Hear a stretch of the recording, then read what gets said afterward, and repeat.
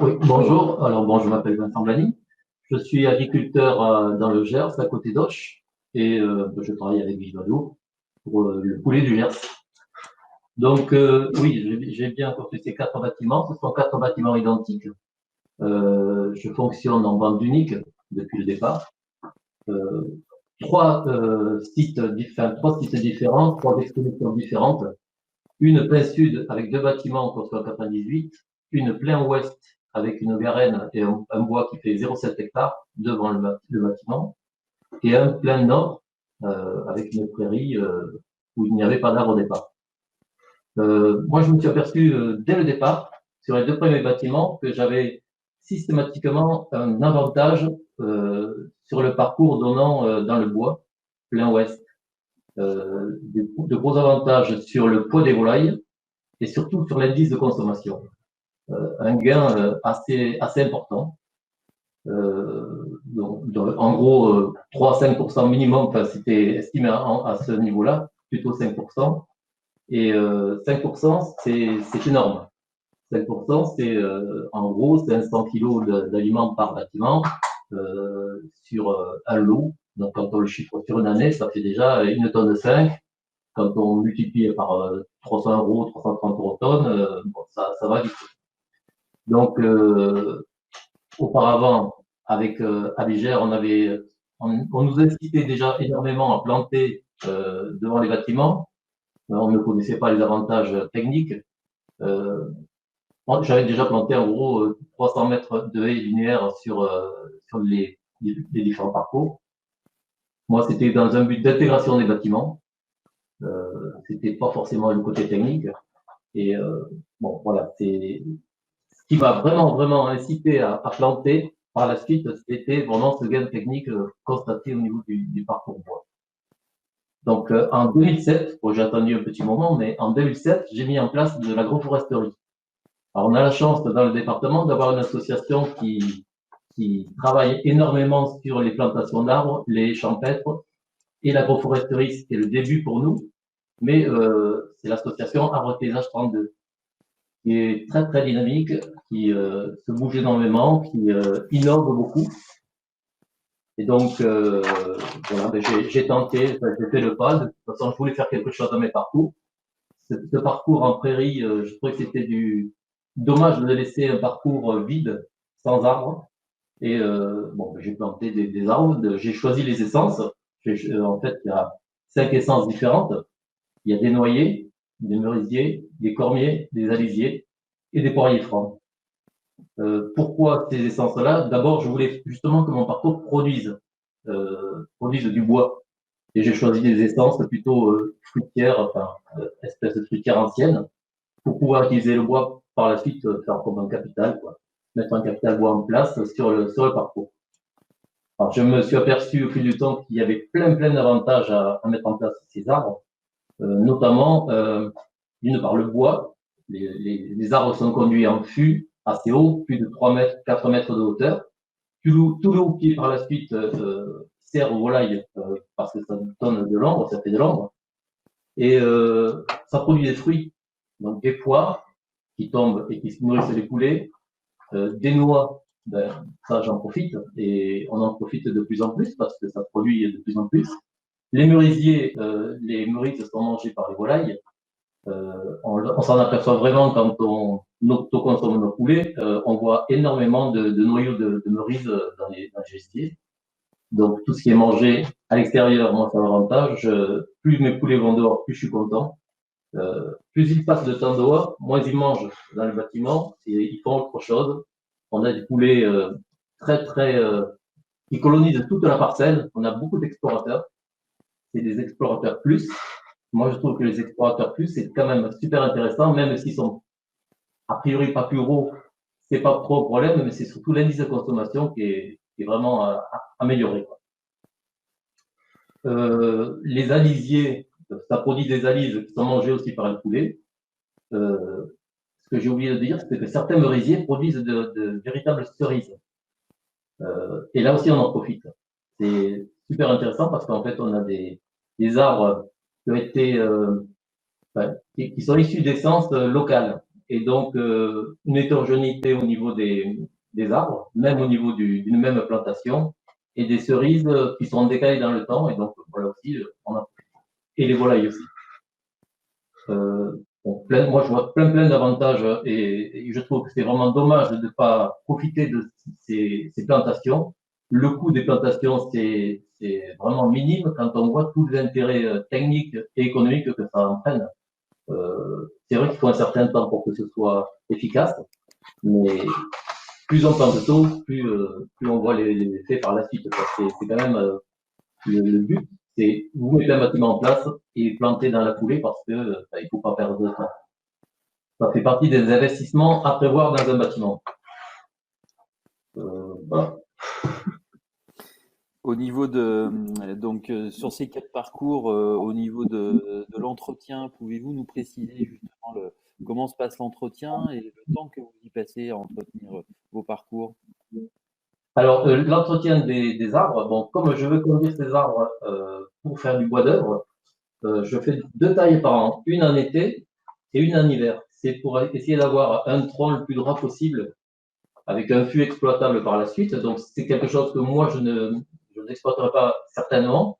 Mais enfin, bon, mes enfants ou le repreneur pourra l'exploiter. C'est vraiment ce capital qui est mis en place. Et ces tailles, finalement, quand on les fait 2 fois par an, c'est très rapide. Et puis, c'est du plaisir parce que vous donnez une forme à vos arbres. C'est vous qui les dirigez, qui les taillez. Ça va très vite, finalement. Il faut pas que les branches ne dépassent en gros 3 cm de diamètre. Donc, 2 tailles par an, il n'y a pas de souci, ça se fait. Il ne faut pas enlever plus d'un tiers des branches sur l'arbre à chaque taille. C'est ce qui est fait. Et donc, la taille ne me prend pas énormément de temps. Et puis, de toute façon, le temps que j'y passe, c'est de l'investissement rentable, de toute façon. Pour l'entretien autour des arbres, alors, je n'ai pas parlé de la densité, mais la densité est quand même importante parce que le bois, le parcours bois est un parcours intéressant. Le problème, c'est que la densité est trop importante et il n'y a pas d'herbe qui pousse entre les arbres. Il n'y a pas assez de lumière. La densité dans l'agroforesterie, celle que j'ai choisie, c'est 80 à 100 arbres par hectare et pas plus, parce que justement entre les arbres, l'herbe peut pousser. Je n'ai pas besoin de la ressemer. Les volailles colonisent toute la parcelle et de façon homogène. Donc, mis à part le devant du bâtiment, et tout repousse. Je n'ai jamais ressemé mes parcours. Il n'y a pas de surexploitation des surfaces, donc de certaines surfaces. Donc, on a une homogénéité de la parcelle et des parcelles dans la repousse de l'herbe. Quand j'ai des vides sanitaires, pendant la période de vide sanitaire, l'herbe pousse assez rapidement, puisque bon, de toute façon, il y a toute la partie fertilisation des volailles. J'ai la chance, de toute façon, j'ai investi il y a quelques années de ça sur un petit troupeau de moutons. Là, il y a 12 brebis sur exploitation qui tournent, qui entretiennent d'une part le tour de la maison. J'ai des filets déplaçables, hein, ça permet de faire une première tonte de gazon. Et quand l'herbe est trop haute dans les parcours, ben, je mets mes filets justement sur toute la partie du fond des parcours, la partie la plus riche au final, puisqu'on est sur des vallons, c'est le Gers, c'est un super pays, mais bon, voilà, il y a beaucoup de vallons. Les bâtiments sont en haut des vallons et les parcours donnent vers le bas. Donc, pas de problème d'eau, pas de problème d'érosion non plus, puisque les arbres sont en place. Et je mets en gros mes filets sur les 2 tiers du parcours, et je préserve une partie de végétation pour qu'elle puisse grainer suffisamment pour réensemencer toute la partie devant le bâtiment et fond de parcours quand il y en a besoin. Donc ça, c'est fait chaque année et ça se passe super bien. Auparavant, j'entretenais mes parcours mécaniquement, je trouvais que c'était une aberration. Autant faire aussi travailler les brebis et avoir des agneaux derrière. On a d'ailleurs, vous nous avez fourni quelques photos qu'on peut passer et justement, ça vous permettra de nous les commenter. Donc, on peut commencer par les premières photos. Ah, les premières photos. En première photo, c'est sortie parcours. Alors, la haie brise de vent que vous avez devant, c'est une haie qui était plantée en 97. Mes premiers bâtiments datent de 96. Ça a été planté, je trouve, un petit peu près du bâtiment. Philippe Guillet parlait justement des gouttières. Le problème, c'est que les feuilles vont dans les gouttières et ont tendance à les boucher. Pour moi, l'idéal, et ce que je constate sur un des bâtiments, c'est que la distance entre l'abreuvoir et le bâtiment idéal, c'est 14 mètres ou 15 mètres. Au-delà, c'est un peu loin, les volailles ont tendance à demander un peu plus de temps pour sortir. 14 mètres ou 15 mètres, c'est vraiment l'idéal. C'est là qu'on voit la colonisation du parcours, que la colonisation du parcours se fait de façon efficace. Donc là, vous avez le parcours plein nord, donc sur la sortie des trappes. Vous avez à droite un parcours plein sud avec une végétation qui a été semée. Donc j'avais semé quelques glands, j'ai laissé pousser aussi la végétation à ce niveau-là. Donc ça a donné des bosquets, des arbres. Il y a des cotonéastères qui ont poussé de façon aléatoire et donc ça c'est une essence assez intéressante pour les volailles puisqu'elles produisent énormément de graines. Et puis ce sont des abris qu'adorent les volailles.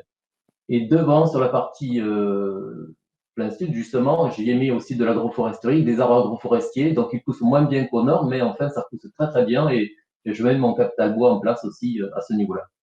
Donc sur la partie du bas, vous avez bien sûr les poulets dans le bois, bon, sur une souche, donc voilà, ils sont plutôt bien, ils ont l'air pas mal, côté bien-être, ça a l'air d'aller.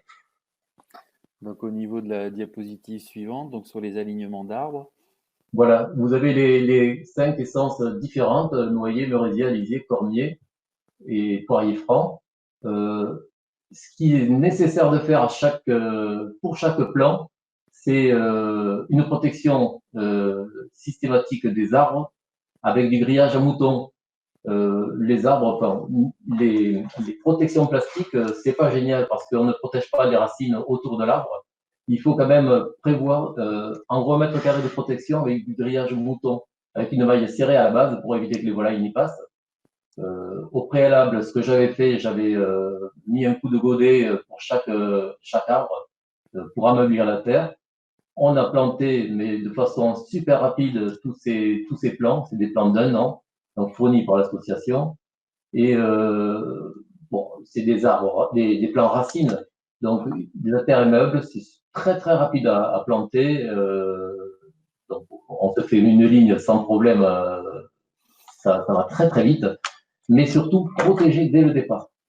Ça, c'est hyper important. Et une fois que l'arbre est planté, que la protection est mise, j'ai mis du BRF, donc du bois raméal fragmenté, donc du bois déchiqueté, que j'avais fait sur l'exploitation aussi. On utilise tout, hein, on ne brûle rien. Il n'y a pas de déchets, ce sont que des produits. Donc tout ce BRF a servi aussi à protéger le plan des problèmes hydriques. Donc l'été, ça supporte très très bien le manque d'humidité et donc tous les arbres n'ont jamais été arrosés, que ce soit au niveau des arbres agroforestiers, rien n'a été arrosé et tout a poussé, il n'y a pas eu d'échec. En plus, ce que je vais faire, ce que je n'ai pas dit, c'est que ma femme vient de mettre en place une production de poules pondeuses bio, 9000 poules avec un parcours de 5 hectares sur lesquels on doit planter cet hiver de l'agroforesterie. Donc là, on ne va pas tarder non plus, c'est super important. Je vais utiliser aussi la laine de mes brebis en mélange avec du BRF pour justement mettre ça au pied des arbres. La laine a un pouvoir de rétention en eau important et une protection intéressante pour les plants. Donc ça, c'est important aussi. Donc là, on voit très nettement l'effet d'ombre des arbres sur le parcours et la colonisation qui est faite au niveau des volailles. Il y en a partout et on a des photos encore bien mieux pour montrer que tout est colonisé au niveau de la parcelle et de façon homogène. Il n'y a pas de point de concentration important sur la parcelle, c'est important, c'est nécessaire. Et donc, du coup, on a vos tondeuses naturelles. Et voilà, oui, voilà les tondeuses naturelles avec les piliers déplaçables et ça marche très très bien. Bien sûr, on ne les met pas quand il y a des volailles dans les parcours, mais ça permet aussi de tenir l'herbe assez basse. On sait très bien que quand on a de l'herbe trop haute dans les parcours, et ça arrivait de temps en temps, c'est un frein à l'avancée dans le parcours et autant que ce soit utilisé par des tondeuses animales. Et donc, du coup, les petits plus dont vous nous avez parlé, là, on voit que vous avez un rucher. Donc, ce rucher, il est au milieu des parcours. Il est situé où? Non, le rucher n'est pas situé au niveau des parcours, il est situé à côté des parcours. C'est un rucher permanent depuis 17-18 ans maintenant. Donc le rucher est bien sur l'exploitation. Je trouve que c'est important d'avoir un rucher sur son exploitation. Bon, c'est une fierté pour moi d'avoir ça et d'avoir un rucher permanent justement qui ne transime pas. Surtout pas au niveau du parcours parce que je pense qu'il y aurait des dégâts quand même, hein. Les volailles adorent les insectes et donc il y aurait quand même un petit problème.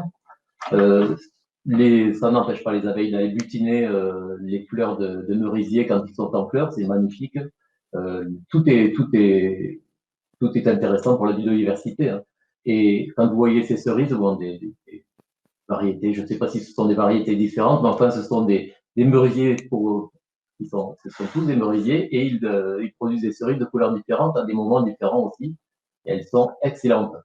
Les poulets doivent apprécier aussi, hein. Les insectes aussi, c'est plein d'insectes, évidemment, puisque c'est quand même pas très accessible pour les volailles. Il faut attendre qu'elles tombent pour qu'ils puissent les manger. Et les noyers, bien sûr, les noyers produisent depuis maintenant 2-3 ans et donc on se fait plaisir, on fait plaisir les voisins. Très bien. Il nous reste 1 minute pour poser. Je peux vous poser peut-être une question. Donc, on a une question qui concerne le gain d'indice de consommation dont vous parliez. Est-il constant toute l'année? Alors, il est davantage constant l'été. Bon, on voit les poulets avancer dans les parcours beaucoup plus l'été, puisqu'il y a de l'ombre. Euh, Au niveau des indices, je ne peux pas chiffrer vraiment tout au long de l'année, puisque maintenant l'ensemble des parcours, on ne peut pas faire des différences maintenant, mais on a des indices de consommation très bas, enfin, assez bas pour je trouve très intéressant. On tourne autour des 2,8 et de façon régulière. Donc, pour moi, l'agroforesterie a un impact énorme et vraiment, c'est quand même pour moi nécessaire de mettre en place très rapidement ces arbres dans les parcours. En plus de ça, bon, Philippe Guillen en avait parlé dans un de ses articles. Euh, on est quand même super fiers d'aller voir nos volailles, super content d'aller voir nos volailles. Et donc, on parle de bien-être animal au niveau des parcours, mais on parle aussi de bien-être animal au niveau de l'éleveur. Plus les parcours sont aménagés de façon correcte et plaisante, plus on est content d'aller voir nos volailles. Et systématiquement, je vais voir mes parcours avant d'aller voir mes volailles. Enfin, je mets une petite vue sur mes parcours pour voir un peu l'évolution et voir un peu comment ça se passe. Ça m'a fait un petit plaisir aussi. Ok, merci Vincent pour ce témoignage.